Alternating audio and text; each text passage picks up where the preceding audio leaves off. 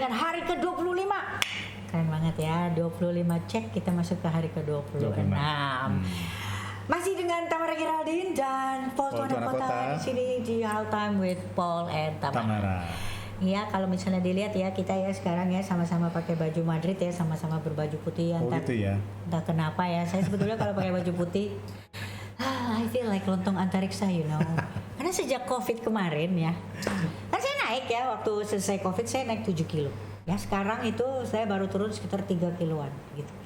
Jadi sekarang ini belum pulih ya, saya merasa betul-betul seperti lontong antariksa ya, tapi saya lontong antariksa yang diberkati. Amin. Ya. Selamat melanjutkan ibadah puasa. Selamat buka puasa dulu untuk kekasih kita dalam Tuhan, saudara-saudara Muslim satu Bani Adam ya. Semangat dan juga selamat berpuasa, melanjutkan ibadah puasa kita untuk sesama jemaat, keluarga kami semua ya, GBI di seluruh dunia. Kita bangun ketahanan nasional dari rumah masing-masing. 30 hari doa dan puasa bagi bangsa. Oke, ya kan ya. Berasa nggak sih ya di hari-hari setelah biasanya ya kita kalau udah misalnya 30 hari kita puasa, terasa loh peperangan rohaninya setelah hari ke-21 ya. Itu kalau misalnya kita peka, itu tuh pasti banyak banget, ada aja ya. Nih saya mau kasih tahu nih ya, kenapa? Karena iblis itu lagi gemeteran banget. Gitu. Dan segala sesuatu yang bisa kita lakukan secara konsisten selama 21 hari, kita bisa melakukannya seumur hidup. Nah itu sudah membuat iblis gemetar. Jadi apapun yang terjadi sekarang untuk para pendoa yang berpuasa selama 30 hari dan hari-hari ini katanya, secara emosi makin begini, terus secara ini makin begini, di sini di titik ini yang begini, tuh kan udah mau kelar, mana Tuhan gak ngapa-ngapain, mana. Disinilah yang hari-hari akhir ini kan ya, itu yang paling banyak bertahan ya. He is in control, he is working, walaupun kelihatannya tidak ada yang terlihat bekerja. Oke? Mantap. 21 itu memang ini ya, secara ilmiah dibuktikan ya. Dibuktikan. 21 hari kita lakukan terus akan jadi kebiasaan ya. Kebiasaan. Dan bahkan jadi gaya hidup ya. Dan akhirnya, nah coba bayangin 20 selama kemarin itu ya, pasti kan kita memperbanyak pujian penyembahan kita, baca firman, saat teduh, ya kan ya. Terus udah gitu, ya segala sesuatunya gitu buat Tuhan. Coba gimana iblis ngegemeteran di lantai gitu. Kan tadinya dia bilang gitu, tuh orang tadinya kan udah listed ya sama kita, kok dia pindah? Panik dia ya kan ya. Jadi bertahan semuanya ya, kita berkuat. Mungkin juga ada yang sempat bolong-bolong, nggak apa-apa, maju terus ya, jangan menyerah ya. Pokoknya maju terus. Jangan berpikir bahwa udah malas lah atau menyerah lah, jangan ya. Karena yang penting kita benar-benar press on, ya, jangan menyerah. Nah kemarin tuh kita sempat ngomong soal, karena ada 5 topik doa ya yang selama konsisten juga 30 hari didoakan ya sebagai pokok doa dari doa dan puasa GBI ini. Ada penanganan COVID-19, kemudian ada keamanan NKRI, Satuan NKRI, terus ketahanan pangan, kemudian ada kelawatan Roh Kudus dan juga nanti untuk penuntasan amanat agung. Nah, kemarin kita sempat ngomongin soal bagaimana cara memberikan makanan buat jiwa kita, kemudian indera rohani ya kan ya.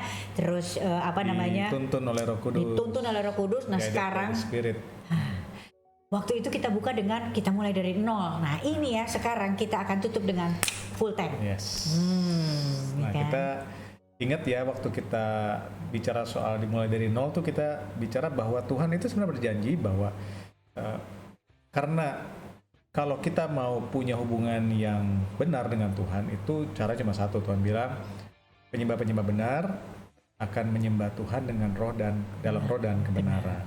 Ya, penyembahan di sini bukan berarti soal pujian penyembahan ya, tetapi ibadah kita dengan Tuhan itu harus di dalam Roh Kudus dan di dalam kebenaran Tuhan Yesus Kristus. Nah, kalau kita sudah lahir baru, maka Tuhan berjanji, Yeskiel 36 ayat 26 dan 7 berkata bahwa aku akan berikan kepadamu hati yang baru dan roh yang baru. Nah ya, kita udah punya roh yang baru dan hati yang baru sehingga kita mampu punya hubungan yang benar dengan Tuhan. Ya, karena kita sudah punya kesamaan dimensi, yaitu roh. Tetapi ayat 27 juga bilang bahwa Tuhan berjanji akan memberikan rohnya tinggal di dalam batin kita, dalam hidup kita. Nah itu juga dijanjikan ketika kita lahir baru, dan kita sudah bahas itu juga. Dan kita kemarin membahas bagaimana pentingnya kita untuk dituntun oleh Roh Kudus, ya. Kenapa sih mesti dituntun oleh Roh Kudus? Karena dituntun oleh Roh Kudus itu menyenangkan. It's fun. Menyenangkan. Kok bisa menyenangkan? Yuk kita lihat Galatia. Saya udah siap dengan kacamata. Nah, puji Tuhan. Galatia 5. Nah, hari ini kita akan banyak buka ayat dari Galatia. Galatia ini luar biasa ya. Pasti semua ingat ya, Galatia 5 tuh ada bicara soal buah Roh Kudus, tapi juga bicara soal perbuatan daging ya. Ayat 13 bilang begini ya. Saudara-saudara, memang kamu telah dipanggil untuk merdeka. Merdeka. Tetapi janganlah kamu mempergunakan kemerdekaan itu sebagai kesempatan untuk kehidupan dalam dosa, melainkan layanilah seorang yang lain oleh kasih. Ayat 14, sebab seluruh hukum Taurat tercakup dalam satu firman ini, yaitu kasihlah sesama manusia seperti dirimu sendiri. Tapi jika kalau kamu saling menggigit dan saling menelan, awaslah supaya jangan kamu saling membinasakan. Nah, saudara, walaupun kita ini masih ada, kita sudah punya hati yang baru dan Roh Kudus di dalam hidup kita, tetapi kita masih diingatkan untuk selalu ingat kita hidupnya dipimpin oleh Roh Kudus, dituntun oleh Roh Kudus. Kenapa? Karena kita ini sudah merdeka. Orang merdeka itu enak kan? Enak ya? Tidak terikat, ya. Tidak ada yang nothing to lose, nothing to prove, nothing to hide. Waduh, itu orang merdeka banget, ya. Tidak ada yang perlu dibuktikan, tidak ada yang perlu ditutupi, dan tidak ada yang perlu disembunyikan. Ya, sama disembunyikan, ditutupi, dan tidak takut kehilangan. Ya. Kalau kehilangan nggak takut rugi. Nggak takut rugi ya. Mau diambil semua, no problem gitu ya. No Karena problem. kita sudah punya Tuhan. Iya, dan itu titik di mana kita udah nggak pikirin lagi cuan, karena itu sudah pasti cuan yang mengejar kita. Yeah. Selalu ada berkat dari setiap pekerjaan yang kita lakukan sungguh-sungguh buat Tuhan. Makanya ketika kalau ada ayat yang bilang jualah seluruh hartamu, kita no problem. Kemerdekaan. Ya, karena itu ayat susah banget loh dikerjain itu. Kalau kita masih terikat, waduh. Tapi sebenarnya itu sangat gampang dilakukan ketika kita sudah punya pengenalan yang baik tentang siapa Bapak kita. Betul. Dan kita udah punya hubungan yang begitu yang memang sudah ada hubungan. Betul. Gitu. Karena kita ini kan anak gitu kan ya. Sebenarnya kita juga udah punya apa-apa gitu kan. Semuanya punya Tuhan gitu. Kayak misalnya gini aja nih ilustrasinya gitu loh. Saya kalau misalnya saya akan sangat pede ngasih makanan yang membawa makanan yang paling aneh sekalipun, misalnya pecel lele tanpa lele ke papa saya, karena emang dia cuma suka misalnya nasinya gitu. Oh iya. Ya, karena saya sangat tahu bapak saya. Ya, bumbunya gitu Karena saya sangat tahu bapak saya gitu. Jadi kalau orang bilang aneh lo, ya nggak tahu ya bang, ini that's my dad and that's how I know him gitu loh. Jadi tanyalah. Jadi kalau ditanya, ayat itu susah ya. Nah, susah sebetulnya. Kalau kita sudah punya pengenalan yang benar sama orang tua kita gitu. Ya, dan artinya kita sudah merdeka sebenarnya gitu kan. Ya, kita nothing to lose, nothing to prove, nothing to hide. Nah, bagaimana caranya supaya bisa merdeka? Dituntun Roh Kudus. Makanya kalau kita lihat ayat-ayat berikutnya, ya, nanti kita akan lihat ya. Tetapi sebenarnya Tuhan tidak sekedar memberikan kepada kita Roh Kudus untuk tinggal dalam kita. Dia juga mau memenuhi kita dengan Roh Kudus. Ya, artinya bukan hanya Roh Kudus tinggal, tapi Roh Kudus akan menguasai kita. Itu pasti enak banget ya. Aduh, ya jadi udah benar-benar, bayangin kalau dipenuhi dengan kuasa dari tempat yang maha tinggi. Iya. Itu hashtagnya gini, nggak percaya kalian. Nah, kalau nggak percaya, jadi gini. Kalau nggak percaya, kita lihat ayat-ayatnya. Okay. Nah, kita buka ya, Yohanes pasalnya yang ke-20. Ya, Yohanes pasal 20 kita buka dari ayatnya yang ke-19 sampai ayat 23. Ya, Sis Tamara bisa tolong bacakan ya. Ketika hari sudah malam, pada hari pertama minggu itu, berkumpullah murid-murid Yesus di suatu tempat dengan pintu-pintu yang terkunci, karena mereka takut kepada orang-orang Yahudi. Pada waktu itu datanglah Yesus dan berdiri di tengah-tengah mereka dan berkata, damai sejahtera bagi kamu. Nah ini belum kita lanjutkan ya. Mungkin ada yang lupa ini ayat ini lagi ngomongin apa sih konteksnya. Waktu itu Yesus baru disalib beberapa hari sebelumnya. Kemudian ini hari Minggu gitu kan, dan mereka lagi ketakutan semua karena bingung. Ada yang bilang mayat Yesus hilang lah segala macam. Mereka akhirnya ngumpul di loteng atas dan kunci pintu. Tiba-tiba ketakutan. Tiba-tiba Yesus muncul di tengah mereka. Pintu terkunci ya, ingat ya. Kemudian terus damai sejahtera bagi kamu. Dan sesudah berkata demikian, ia menunjukkan tangannya dan lambungnya kepada mereka. Murid-murid itu bersukacita ketika mereka melihat Tuhan. Maka kata Yesus sekali lagi, damai sejahtera bagi kamu. Sama seperti Bapa mengutus aku, demikian juga sekarang aku mengutus kamu. Nah, ya damai sejahtera itu shalom ya. Dan Yesus bilang,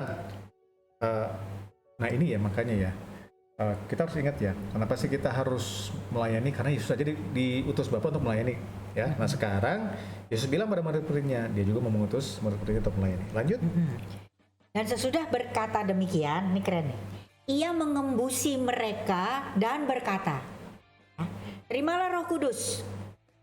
Jikalau kamu mengampuni dosa orang, dosanya diampuni. Dan jikalau kamu menyatakan dosa orang tetap ada, dosanya tetap ada. Nah, jadi kita lihat di sini ya, ini hari Minggu pada saat Yesus baru aja bangkit dari kematian ya. Sebelumnya Yesus sudah ketemu sama dua muridnya di jalan ke Emmaus itu ya.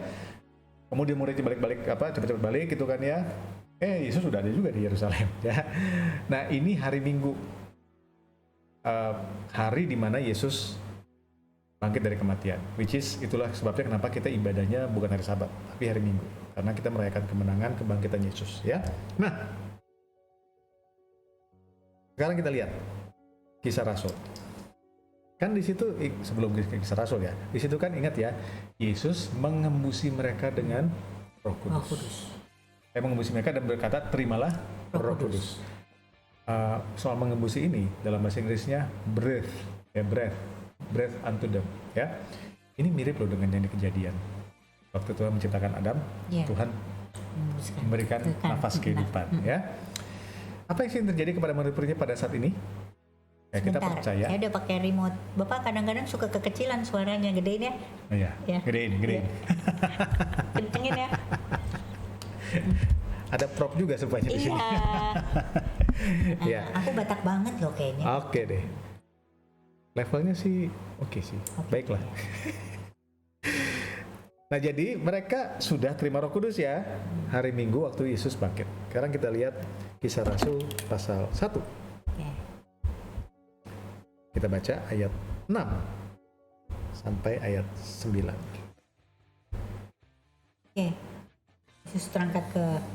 Yesus terangkat ke surga. Itu judulnya ya. Maka bertanyalah mereka yang berkumpul di situ, Tuhan, maukah engkau pada masa ini memulihkan kerajaan bagi Israel? Jawabnya, engkau tidak perlu mengetahui masa dan waktu yang ditetapkan Bapa sendiri menurut kuasanya. Tetapi kamu akan menerima kuasa kalau Roh Kudus turun ke atas kamu, dan kamu akan menjadi saksiku di Yerusalem dan di seluruh Yudea dan Samaria sampai ke ujung bumi. Sesudah ia mengatakan demikian, terangkatlah ia disaksikan oleh mereka, dan awan menutupnya dari pandangan mereka. Nah, ini kejadiannya waktu Yesus naik ke surga. Yang tadi waktu dihembusin, waktu Yesus menampakkan diri. Ya, hari di mana Yesus bangkit. Kan kita tahu semua ya, antara Paskah atau kebangkitan Yesus dengan kenaikan itu bedanya 40 hari. 40 hari. Di sini sudah diembusi Roh Kudus, tapi di sini dijanjiin lagi. Nah, apa yang terjadi? Apa Yesus lupa udah pernah ngasih Roh Kudus, gitu kan saudara? Nah, inilah yang kita sebut janji bahwa mereka itu akan diberikan kuasa, bukan lagi Roh Kudusnya. Ya, kan kita di sini, kamu akan menerima kuasa kalau Roh Kudus turun ke atas kamu. Ya, dalam turun di sini bukan berarti benar-benar Roh Kudusnya belum ada, karena kan Roh Kudus dikasih pada hari 40 hari sebelumnya. Tapi Tuhan janjikan akan menerima kuasa. Nah di sini bukan berarti Roh Kudus belum ada, Roh Kudus sudah ada. Tapi Roh Kudusnya yang akan memenuhi kita dengan kuasanya. Dan itu digenapi 10 hari sesudahnya waktu hari Pentakosta. Ya, teman-teman Bapak Ibu bisa baca di pasal yang kedua. Ya, di mana waktu itu besok kita akan bahas itu ya. Itu mantap banget lah. Pokoknya jangan sampai ketinggalan episode besok ya.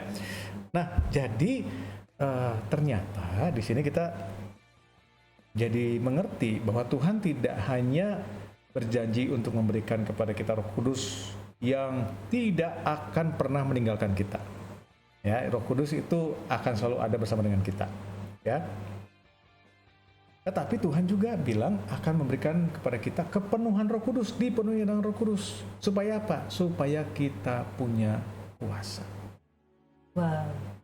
Ya, jadi bayangin, tidak hanya hidup merdeka, ya, tidak hanya hidup dengan bebas, tapi hidup yang penuh kuasa. Wah, ini, luar biasa banget. Dan ini ada yang bilang ini akan hanya buat rasul-rasul. Enggak, ini buat kita juga, kita semua. Enggak, ini tidak hanya untuk para rasul, buat saudara dan saya. Markus 16 ayat 17-18 bilang, tanda-tanda ini menyertai orang yang percaya. Mereka akan mengusir setan. Mereka akan tumpang tangan orang sakit sembuh. Menginjak ular, ya, makan, dan minum racun yang tidak mati. Kopi. Ya kan yang itu kan kopi kan ya. Ya, intinya bukan soal saudara terus kesana kemari megang ular ya, bukan ya. Tapi kita akan dilindungi oleh Tuhan. Bahkan orang mau jahat sama kita pun, ya, meracun kita, Tuhan akan lindungi. Tapi racun itu juga bisa begini ya, kadang-kadang kita teracuni oleh kata-kata orang, ya, tudingan-tudingan orang, yang membuat kita akhirnya patah hati, kita berhenti makan hati, pengerasan hati, sirosis, mati. Kita tidak akan mati gitu dengan other people's judgment, dengan suara-suara di luar. Itu, jadi kalau misalnya sekarang kita bilang, oh itu ya maksudnya gitu, bukan nanti besok ada ular waktu itu dipegang-pegang, gitu juga ya. Bukan. Kita kan banyak dealing sama ular-ular, ya kan ya? Nah, jadi kita itu dijanjikan untuk tidak hanya disertai oleh Roh Kudus, tapi juga akan punya kuasa. Makanya kadang-kadang ketika ada masalah, orang kerasukan segala macam, rame-rame cari pendeta gitu kan. Padahal orang Kristen punya kuasa. Nah, bagaimana caranya? Minta sama Tuhan. Oke, ya. Makanya tadi di Kisah Rasul 1 ayat 8 itu ya, dikatakan begini kan, tetapi kamu akan menerima kuasa kalau Roh Kudus turun ke atas kamu. Bahasa Inggrisnya lebih bagus sebenarnya. Tetapi kamu akan menerima kuasa ketika Roh Kudus turun ke atas kamu. Bukan kalau, ketika, when the Holy Spirit descend upon you, dan kamu akan menjadi saksiku, and you will be. Jadi sebenarnya ya, ketika kita dipenuhi Roh Kudus, otomatis kita mau melayani Tuhan pasti. Ya, dan itu cara mencapainya ialah dengan meminta, memohon, ya pada Tuhan. Tuhan berjanji kan itu. Ya, nah itu nanti kita doakannya itu memang betul-betul kalau misalnya kita doakan itu Tuhan pasti kasih. Tuhan berjanji. Mana Bapak di bumi aja tidak akan memberikan batu kepada anak yang minta roti, ya kan? Tidak akan memberikan ular kepada anak yang minta ikan, tetapi Dia akan memberikan Roh Kudus kepada mereka yang memintanya. So it's fun, it's fun, it's really fun. You try. Mulai malam ini ya kita mungkin udah bisa nanti di doa kita bilang Tuhan aku mau dituntun oleh Roh Kudus. Tuhan penuhi aku. Bilang sama Tuhan, I need the Holy Spirit. Yes. Tuhan kasih. Pasti ya? Tuhan kasih. Dan minta dengan iman dan percaya. Dan bertekun dalam doa gitu. Terus seperti kita kalau kita punya proposal juga ke bapak kita, saya masih ingat tuh dulu kalau misalnya ada yang saya mau gitu ya sama papa saya ya, saya masih ingat itu, saya nggak pulang malam ya, saya pijitin dia gitu kan, kita bisa ya, kita betul-betul kita datang, kita memuji menyembah, itu kayak mijitin Tuhan loh. Iya kan ya. Kita betul-betul minta gitu, kita dilantai gitu loh. Wah, itu Tuhan sebagai Bapak itu pasti dia jatuh hati sama kita. Sungguh-sungguh ya. Yes. Waktu kita baca firman, kita benar-benar gitu. Dulu kalau misalnya Papa bilang, itu bacain itu ambil, wah, udah tulisan kayak cakar ayam, saya berusaha aja pokoknya. Gampang nggak? Gampang, saya bilang kayak gitu. Nah, itu sekarang juga gitu. Kita tunjukkan sama Tuhan, sungguh-sungguh Tuhan, aku mau Holy Spirit. Kita buat konsisten bagaimana kita membaca firman gitu. Kita korbankan waktu. Kita korban waktu sungguh-sungguh untuk baca firman, doa, puasa, pujian, penyembahan, kita perbesar kapasitas kita. Seru banget. Yuk kita berdoa. Bapak, kami ucap syukur Tuhan kalau hari ini kami boleh belajar Tuhan tentang bagaimana kami harus dipenuhi oleh Roh Kudus, dan itu adalah hal yang luar biasa, kasih karunia-Mu kepada kami. Kau tidak saja memberikan kepada kami hidup yang baru, kelahiran yang baru, hati yang baru, roh yang baru, tetapi Kau juga memberikan kepada kami Roh-Mu tinggal dalam batin kami. Terima kasih Tuhan, Kau sangat luar biasa. Tetapi tidak cukup di situ. Kau begitu mengasihi kami sehingga Kau juga memberikan kepada kami kepenuhan Roh Kudus supaya kami punya hidup yang berkemenangan, hidup yang merdeka. Terima kasih ya Tuhan. Sekali lagi Tuhan, kami berdoa Tuhan untuk setiap orang yang mendengarkan acara ini Tuhan, biarlah mereka Tuhan apapun yang mereka hadapi Tuhan, biarlah Kau memberikan kekuatan, dan hari ini Tuhan mereka boleh dipenuhi oleh Roh Kudus. Bapak, kami percaya Tuhan setiap mereka yang berdoa kepadamu untuk minta Roh Kudus, Kau akan berikan sesuai dengan janji-Mu ya Bapak. Terima kasih ya Tuhan. Terima kasih Tuhan. Bapak, kami mau berdoa untuk 5 pokok doa 30 hari kami. Bapak, kami berdoa untuk supaya penanganan COVID-19 segera bisa diselesaikan Tuhan Yesus. Kami berdoa Tuhan untuk garda depan dari Satgas COVID-19, dari semua tingkat Tuhan, tingkat nasional sampai tingkat daerah Bapak.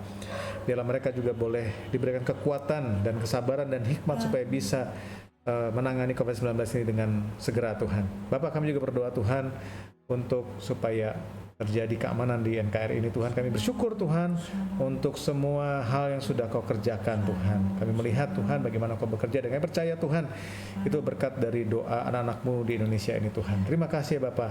Kami juga berdoa Bapak untuk ketahanan pangan dari masyarakat Indonesia, supaya ada pemulihan ekonomi. Kami percaya Tuhan anak-anak-Mu terutama Tuhan tidak menjadi umat yang meminta-minta, tetapi mereka justru menjadi calon berkat daripada Engkau Tuhan. Terima kasih Bapak. Bapak, kami berdoa Tuhan supaya anak-anak-Mu dipenuhi oleh kuasa Roh Kudus. Pencurahan Roh Kudus Pentakosta yang ketiga terjadi ya Tuhan, supaya kami menjadi orang-orang yang dipakai oleh Tuhan dengan dahsyat, membawa kesaksian, membawa tanda-tanda yang ajaib Tuhan, supaya banyak orang datang kepadamu, amanat agung diselesaikan. Terima kasih Bapak. Bapak, sekali lagi juga kami berdoa untuk setiap orang-orang yang sudah memberikan pokok doa mereka kepada kami lewat DM, lewat email, lewat WhatsApp, Telegram. Biarlah Kau jamah Tuhan mereka Tuhan. Setiap pokok doa ini kami bawa ke dalam tangan-Mu Tuhan, supaya Kau sendiri yang ikut campur Tuhan beracara dalam kehidupan mereka Tuhan. Kuatkan mereka ya Bapak, biar mereka tetap bertahan Tuhan, dan semakin lama semakin kuat, akan mereka bisa menjadi kesaksian. Apapun yang mereka hadapi Tuhan, justru itu menjadi cara Engkau untuk memperlihatkan karya-Mu Tuhan Yesus, kasih-Mu dan karunia-Mu ya Bapak. Terima kasih ya Tuhan. Terima kasih ya Bapak. Di dalam nama Yesus Kristus. Amin. Amin. Oke, besok itu seru banget. Tadi sudah ada spoiler ya, gitu, tentang bagaimana kita kalau misalnya berjalan bersama dengan Roh Kudus. Nah, itu tadi ada spoiler sedikit. Belum ya? Belum. Apa tuh spoilernya? Teaser. Jadi kalau kita berjalan dituntun Roh Kudus itu sebenarnya effortless. Ya kan ya? Kata kuncinya Galatia 5. Oke, ya. Besok. Dan orang yang berjalan dengan tuntunan Roh Kudus itu udah go to the next level. Dia beyond. Dia tidak hanya bisa membedakan mana yang baik dan yang buruk, tapi dia bisa membedakan mana yang baik dan dengan yang berkenan dan kepada yang Tuhan. Ya, jadi dia bisa membedakan. Ya, that's next level. Karena yang baik belum tentu benar, yang berkenan di hadapan Tuhan sudah pasti benar, mungkin belum tentu baik. Listed ya, besok. Oke, hidup adalah perjalanan bukan pelarian. Kalau Tuhan panggil hari ini mau disuruh apa aja, jangan keraskan hati, jangan lari-larian. Itu bukan kayak sepak bola, jangan sikut-sikutan kalau nggak ada untungnya. Oke, jalan aja, percaya aja. Saya Tamara Geraldine. Saya Fulton Nakota. Tuhan memberkati dan salam olah jiwa. Montong antariksa.